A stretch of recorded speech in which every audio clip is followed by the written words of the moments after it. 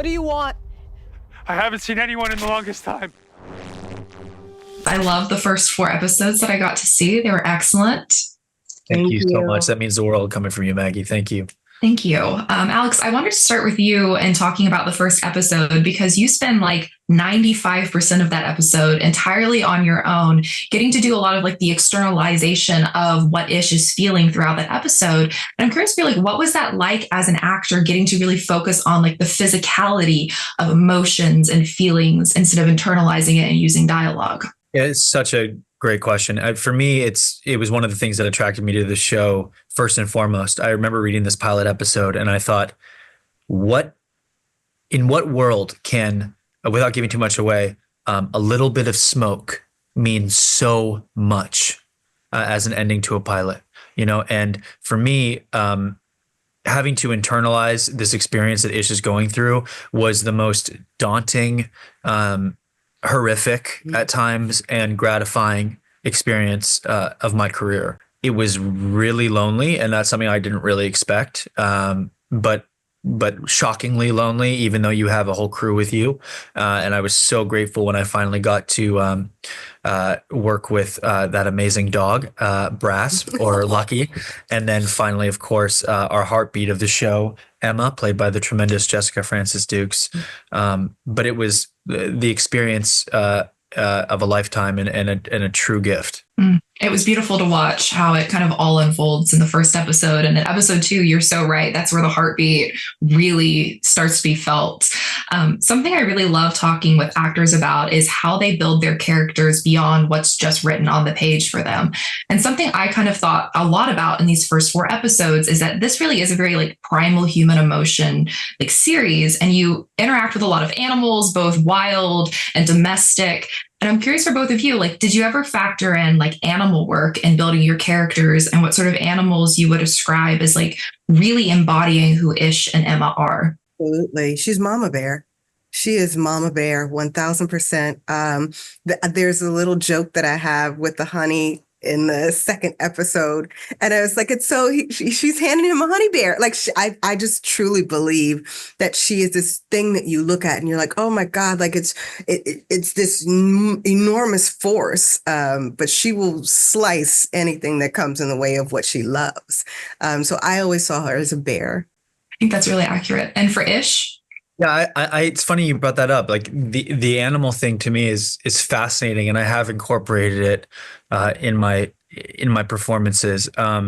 In specific, though, it wasn't something that I drew from initially. But if I had to tell you what animal I thought Ish was, I would go with something like an elk. You know, he's you know, yeah, because he can be stubborn. He can be ferocious if he needs to be, but for the most part, he is a bit of a loner, and it's funny though. I've never actually thought about that for this character in specific. Well, there you go. If somebody else asks you it today, you'll have it prepped and ready to go.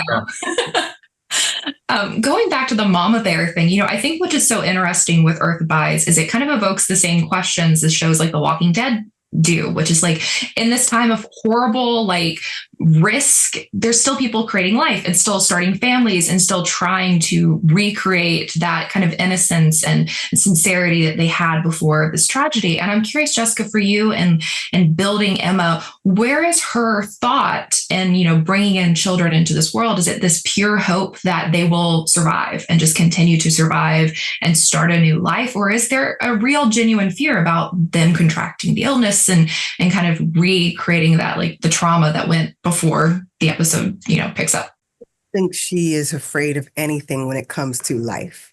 I think that she comes from a big family. Her entire family, the thing that she wants the most, no offense, even before Ish is, you know, that again, in my opinion, I think I spoiled so many things, but I am good at holding spoilers until it is appropriate, so don't worry. You know, she says, you know, my body's built for this. She's a it's like she's the new Eve, you know, she's mother of nations. That's what he calls her in the book. She knows what her purpose is. And it's not just like this idea of woman is here just to give birth. We're here to start the world, restart the world, and fix it at the same time. That's what we do as women. And she's just such a beautiful, fierce creature. And I just fell in love with playing her. I love it. That's a great answer. How familiar were both of you with this book? I'd read it many, many years ago, but I think it came back into the conversation so much more when we had our own experience with, you know, a pandemic. Yeah, so it's funny because Michael Wright called me and told me, he was like, there's this book, Earth Abides, offers coming to you and you have to do it.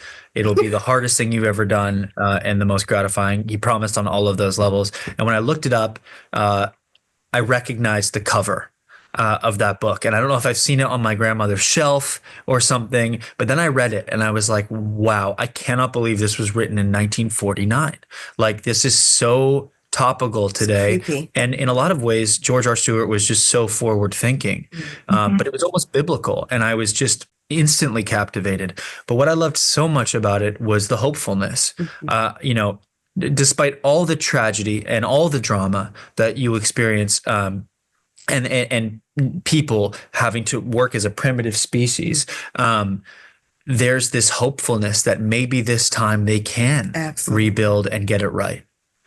And I love that. And for you, Jessica? I'd sort of heard of it, but I'd never read it. And so when the script came in and I read the script, I immediately went and got the book.